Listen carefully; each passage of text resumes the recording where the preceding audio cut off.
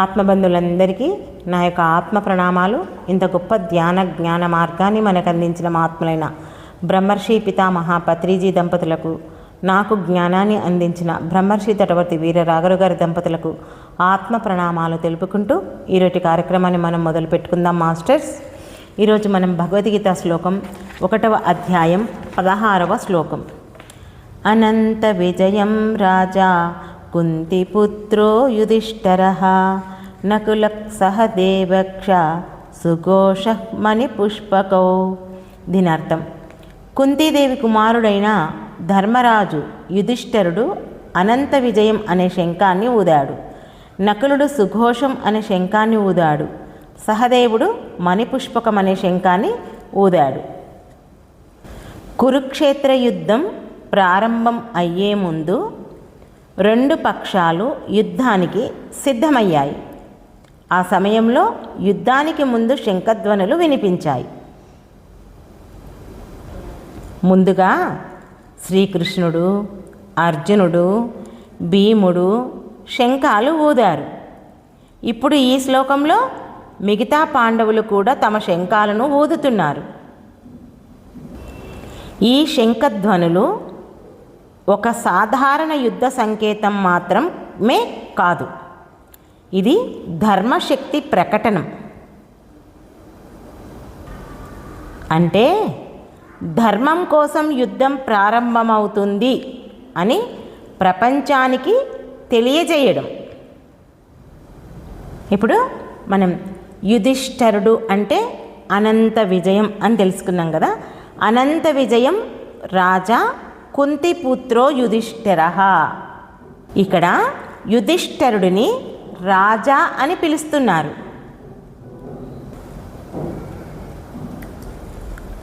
ఇంతకు యుధిష్ఠిరుడు ఎవరు అంటే, యుధిష్ఠిరుడు పాండవులలో పెద్దవాడు. అతనినే ధర్మరాజు అని కూడా పిలుస్తారు. ఎందుకంటే అతని జీవితంలో ముఖ్యమైన లక్షణం ధర్మం. అతను ఎప్పుడూ సత్యం మాట్లాడేవాడు, న్యాయం పాటించేవాడు, ధర్మాన్ని కాపాడేవాడు. అందుకే అతని పేరు యుధిష్ఠిరుడు. ఇక్కడ ఈ పదాన్ని విడదీసుకుంటే యుధి ప్లస్ స్థిర అంటే యుద్ధంలో కూడా స్థిరంగా ఉండేవాడు, కష్టం వచ్చినా కూడా ధర్మం నుంచి తప్పించుకోని వాడు యుధిష్ఠిరుడు అనే దానికి అర్థం. నెక్స్ట్ అనంత విజయం అనే శంఖం యొక్క అర్థం, దాని గురించి తెలుసుకుందాం. ధర్మరాజు ఊదిన శంఖం పేరు అనంత విజయం. ఈ పేరులోనే గొప్ప అర్థం ఉంది. అనంత అంటే అంతం లేనిది, విజయం అంటే గెలుపు, అంటే ఎప్పటికీ ఉండే విజయం. ఇది ఒక గొప్ప సత్యాన్ని సూచిస్తుంది. ఏమని అంటే ధర్మం ఎప్పుడూ చివరికి గెలుస్తుంది అని. కొన్నిసార్లు అబద్ధం గెలిచినట్టు కనిపిస్తుంది, అన్యాయం గెలిచినట్టు కనిపిస్తుంది, కానీ అది తాత్కాలికం మాత్రమే. చివరికి ధర్మం విజయం సాధిస్తుంది. అందుకే యుధిష్ఠిరుడి శంఖం పేరు అనంత విజయం. నకులుడు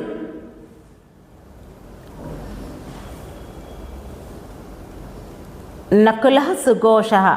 ఇతను పాండవులలో 4వ వాడు. చాలా అందమైన వాడు, వినయశీలి, ధైర్యవంతుడు. అతని శంఖం పేరు సుఘోషం. సుఘోషం అంటే మంచి శబ్దం, అంటే మధురమైన శుభమైన ధ్వని. సుఘోషం అంటే మంచి శబ్దం, అంటే మధురమైన శుభమైన ధ్వని. ఇది ఒక మంచి సంకేతం. ధర్మం ఉన్న చోట శాంతి, మధురత, సంతోషం ఉంటాయి. సహదేవక్ష మణిపుష్పకౌ, ఇతను పాండవులలో చిన్నవాడు. అతడు చాలా జ్ఞానవంతుడు. జ్యోతిష్య శాస్త్రం మరియు జ్ఞానంలో అతను చాలా గొప్పవాడు. అతని శంఖం పేరు మణిపుష్పకం. మణి అంటే రత్నం. ఇది అందం మరియు పవిత్రతకు సంకేతం. అంటే సహదేవుడి శంఖం ఒక సందేశం చెప్తుంది. ఏమని అంటే, జ్ఞానం ఉన్న చోట పవిత్రత ఉంటుంది, అందం, శాంతి ఉంటుంది. ఈ శ్లోకంలో ముగ్గురు వ్యక్తులు ఉన్నారు. ఎవరెవరు? యుధిష్ఠరుడు, నకులుడు, సహదేవుడు. ఇవి మనలోని 3 లక్షణాలు సూచిస్తాయి. అదేంటో తెలుసుకుందాం ఇప్పుడు. రాసుకోండి. యుధిష్ఠరుడు అంటే ధర్మం. మన జీవితంలో ధర్మం ముఖ్యమైనది. సత్యం, న్యాయం, నిజాయితీ ఇవన్నీ ముఖ్యమైనవి. నకులుడు అంటే మాధుర్యం. మన మాటల్లో మాధుర్యం, మంచితనం, ప్రేమ ఉండాలి. సహదేవుడు జ్ఞానం. జ్ఞానం మనకు సరియైన మార్గం చూపుతుంది. ఈ 3 కలిసినప్పుడే మన జీవితం సంపూర్ణంగా మారుతుంది. చూడండి, ఈ శ్లోకం మన జీవితంలో మనకు గొప్ప పాఠాన్ని చెబుతుంది. ఏంటి అంటే, మన జీవితంలో కూడా ఇవన్నీ నడుస్తూనే ఉంటాయి. మొట్టమొదటి ఏంటి? ధర్మం. ఈ ధర్మం ఉన్న చోట ఎవరైనా సరే చివరికి విజయం సాధిస్తారు. అది వెంటనే కాకపోవచ్చు, కొంచెం ఆలస్యం కావచ్చు, కానీ చివరికి ధర్మమే గెలుస్తారు. మాధుర్యం అంటే మన మాటలు అని చెప్పుకున్నాం. మన మాటల వల్ల ఎవరు బాధపడకూడదు, ఎవరిని మనం హింసించేటట్లు మాటలను మాట్లాడకూడదు. మన మాటలు ఎప్పుడూ ప్రేమకో మాధుర్యంతో ఉన్నటువంటి మాటలు మాట్లాడాలి. జ్ఞానం. జ్ఞానం లేకపోతే మనం ఏం చేస్తాం? తప్పుదారిలో నడుస్తాం. అందుకే మనకు జ్ఞానం అనేది చాలా చాలా అవసరం. మరి మన రోజువారీ జీవితంలో ఈ శ్లోకం గురించి మనం ఆలోచిస్తే మనకు 2 మార్గాలు కనిపిస్తాయి. ఆ 2 మార్గాల్లో ఏంటి అంటే, ఒకటి చాలా సులభంగా ఉంటుంది. ఆ మార్గం గుండా మనం ప్రయాణం చేస్తే ఏమవుతుంది? తప్పు. కానీ అది తప్పు. సులభంగా కనిపించే మార్గం తప్పు. మరొకటి కనిపిస్తుంది కష్టమైంది, కానీ అదే ధర్మమైంది. అంతే కదా? ధర్మ మార్గంలో నడిచే వాళ్లకు కొంచెం కష్టాలు పడాల్సి వస్తుంది. అందుకే మానవుడు ఏం చేస్తాడు? ఈజీ మార్గాన్ని ఎన్నుకుంటాడు. అంటే ఇక్కడ మనం ఎప్పుడైనా గుర్తుపెట్టుకోవాలి, మన జీవితంలో మనం గెలుపొందాలి అంటే ధర్మరాజులాగా మనం ఆ ధర్మ మార్గాన్ని మనం ఎంచుకోవాలి మన జీవితంలో. ఇంకా మన మాటలు నకులుడిలా ప్రేమతో, మాధుర్యంతో ఉండాలి. మన ఆలోచనలు సహదేవునిలా ఉండాలి. అంటే జ్ఞానానికి వివేకంతో, జ్ఞానానికి అతీతంగా వివేకంతో, వివేకమైనటువంటి ఆలోచనలతో నిర్ణయం తీసుకోవాలి. ఏదో ఇప్పుడు ఈ సమయానికి ఇది ఒకటి అనిపించింది అని ఏది పడితే అది మనం ఆలోచించొద్దు. కాబట్టి మనం అబద్ధం చెప్పినా లాభం పొందుతాం, కానీ అది కరెక్ట్ కాదు. మరొకటి నిజం చెప్పినా మనం ఇక్కడ కొంత నష్టాన్ని కూడా పొందుతాం.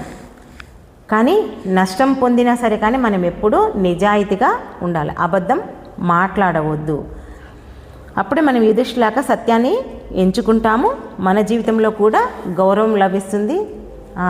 అనంత విజయం అనే శంఖం ధర్మరాజు ఎలా ఊది తన యొక్క ధర్మ మార్గంలో నడిచిండో మనం కూడా ఆ ధర్మ మార్గంలోనే ఉండాలి.